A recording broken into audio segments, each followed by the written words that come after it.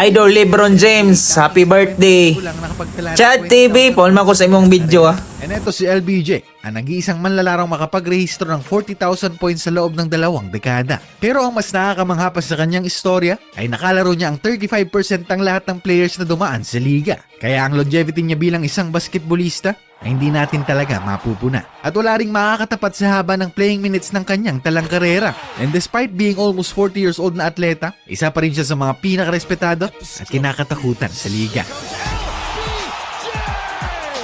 Marami namang manlalarong mas athletic sa kanya. Meron din namang mga gwardya na kayang umarok sa kanyang talento sa pagpasa. Pero wala ni isa sa kanila ang pwedeng makumpara sa kanyang talino, dominasyon at disiplina. Kaya nga marami sa mga fans ay siya ang tinuturing na greatest of all time ng liga. At umabot pa nga sa puntong kahit ang Team USA na puno ng mga batang talento ay sa kanya pa rin umaasa. Kaya ito ang kwento ng legasiya ni LBJ, ang 40-year-old na atletang dinodomina pa rin ng NBA. Marami sa kaedaran ni James ang either retirado na o nando na sa bench nagpapahinga. Dahil understandable naman dahil epekto yan ng siklo ng pagtanda. Pero wala ata sa bokabularyo ni LBJ ang ganitong mga salita. Dahil sa NBA ngayon ay marami pa rin siyang pinapahiya. At sa lahat ng manlalarong umabot sa kanilang 21st season, si LeBron lang naman na may pinakamaraming puntos na nabaon. Na kahit pagsamasamahin mo pa lahat ng scoring ng mga kasabayan ni LeBron, hindi pa rin aarok sa puntos na kanyang naipon. 1,822 points kasi ang kanyang nakuha sa kanyang ika-21 taon. Habang ang iba niyang veteranong kasama ay 1,230 points lang ang kartada kapag pinagsama-sama. At ang record na iyan ay isa lamang sa napakaraming achievements ni James sa nakaraang season. Dahil noong January 27 kontra Warriors, nagtala si Bron ng 30-20-10 na stat line. Final seconds, James. It's good at the Finishing with 36 points and 20 assists na kanya ring career high. At sa in-season tournament semifinals naman kontra Pelicans, he posted 30 points, 5 rebounds and 8 assists in a 23-minute span. Na bagong Lakers record sa pinakamabilis na 30-point performance na nagawa sa kasaysayan. And noong December 6, 2023 naman, siya rin ang naging kauna-unahang NBA player na makapagtala ng 30-point games 20 years apart. Una noong 2003 at noong nakaraang taong 2023. At malapit na rin niyang abutan sa bilang ng pinakamaraming 30-point games si Michael Jordan. Dahil kumpara sa 562 30-point performances si Jordan sa ilalim ng kanyang pangalan, si LeBron ay mayroong 554 naman. It's good. LeBron James at the buzzer. Pero kapag sinama natin ang postseason sa bilang, si LBJ na dyan ang lalamak. At matagal na rin naungusan ni James si Jordan kung double-digit scoring ang usapan. Dahil kumpara sa 886 games na streak ni Jordan, 1,200 naman ang kay LBJ. At ang huling laro ni James na less than 10 points lang ang kanyang naitala ay noong January 2007 pa. And out of sa almost 1,500 elimination games na nailaro niya, 8 beses lang niyang hindi naabot ang 10 points sa opensa. At si James din ang all-time leader in scoring 20 points so higit pa with 1,236 games sa kanyang kartada. Pero hindi lang niya na may maintain ng kanyang bangis sa opensa. Meron pa nga siyang mga areas kung saan mas nag-i-improve pa siya. Halimbawa na lang sa 2024 season, 41% na ang kanyang porsyento sa 3-point area, which is the all-time best clip sa kanyang karera. At ang kanyang effective field goal percentage ay mas mataas din sa career averages niya, with 60% EFG ang 39-year-old na si Lolo Bron ang pang-17 sa buong liga. And sa 21 years ni LBJ, nag-average siya ng 7.25 points sa final quarter, making him the best all-time fourth quarter scorer sa NBA. Meron din siyang 2,600 clutch time points sa liga at 5 game-winning buzzer beaters na sa playoffs ang kanyang naitatala. Throws up the floater.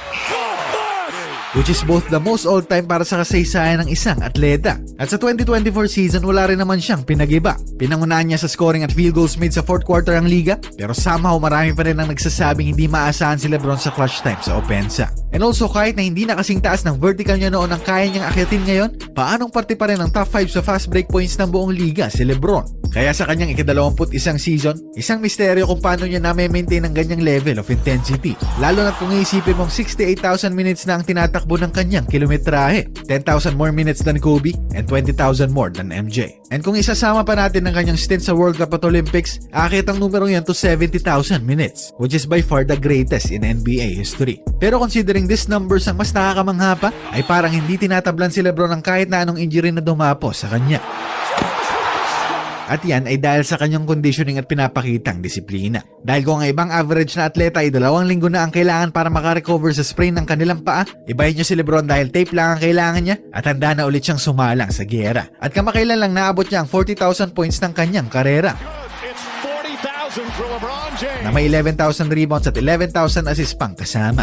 And kung magpatuloy pa ang kanyang dominasyon kasama ang kanyang anak na si Bronny, hindi malabong maabot niya ang 45,000 mark bago niya tapusin ang kanyang legasiya. At para mas bigyan pa kayo ng rason para mas humanga pa sa kanya, kahit pagsamahin mo ang career points si Bird at Magic sa NBA, hindi pa rin nila mapapantayan si LBJ. Kaya kahit magretiro na si James bukas o makalawa, makakasiguro tayong matagal pa bago mabasag ang scoring record na kanyang naitala.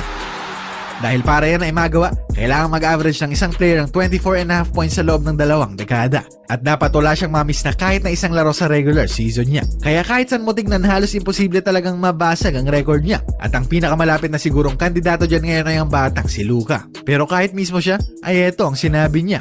If you're saying me, there's no way because I'm not playing that much.